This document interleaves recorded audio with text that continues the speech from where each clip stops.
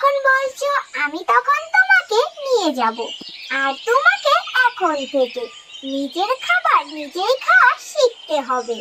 কখন কি হয়ে যায় তা তো আর বলা যায় না।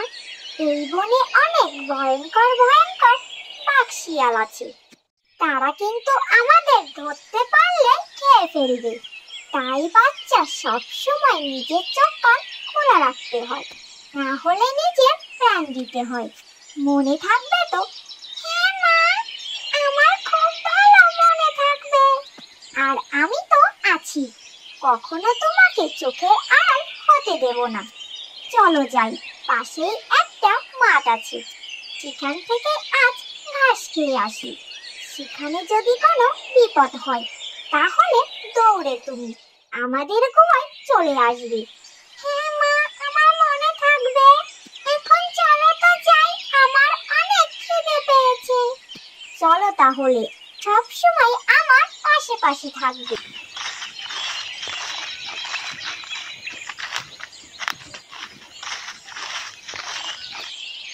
একা একা জীবন আমার আর ভালো লাগে না। এত বড় একটা জঙ্গল, আমার এখানে একটাও বন্ধু নেই। ভাবতেই নিজেকে কেমন কেমন যেন লাগে। কালকে তো খাওয়াটা ভালোই হয়েছিল, নাদর ছাগল ছানা। আজকে গিয়ে দেখি আমার ভাগ্যে কি অপেক্ষা করছে।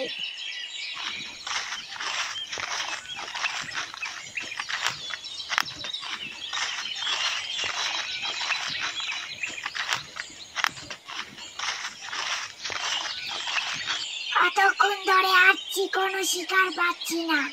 কি করেই বা দেখবো, আমার ভয়ে যে আগেই সবাই পালিয়ে যায়। যাই, আরো সামনে গিয়ে দেখি।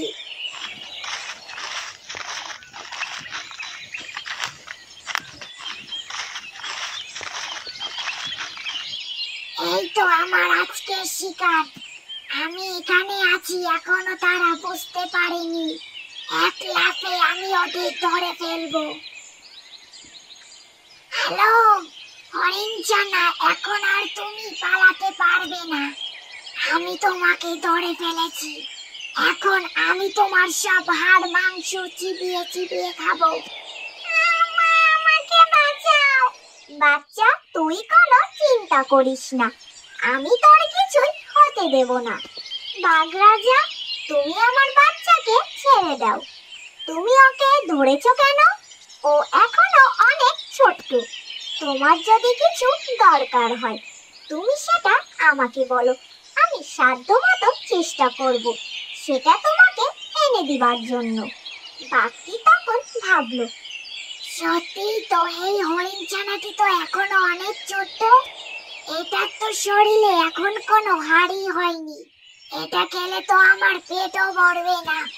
তার থেকে বরং আমি এদের বন্ধু হওয়ার প্রস্তাব দিই। যদি এরা রাজি হয় ভালো, তা না হলে আমি এদের খেয়ে ফেলবো। একা বিষণ্ণ জীবন আমার আর ভালো লাগছে না। কি হলো বাঘ মহারাজ, আপনি কিছু বলছেন না কেন? আমার বাচ্চাটার অনেক কষ্ট হচ্ছে, আপনি ওকে ছেড়ে দিন। আমি ছেড়ে দিতে পারি একটি শর্তে। আজ থেকে যদি তোমরা আমার বন্ধু হও। এটা তো অনেক ভালো কথা। আজ থেকে আমরা বন্ধু হলাম। মহারাজ, আজ তাহলে আপনি আমাদের সাথে থাকবেন। আজকে আপনাকে আমরা খাওয়াবো। কি আপনি রাজি আছেন তো? হ্যাঁ, অবশ্যই আমি রাজি আছি। চলো যাই এক্ষুনি, আমার যে অনেক খিদে লেগেছে। আমরা এই গল্পটি থেকে এই শিক্ষা পেলাম যে কিছু পেতে হলে অবশ্যই কিছু ছাড়তে হয়।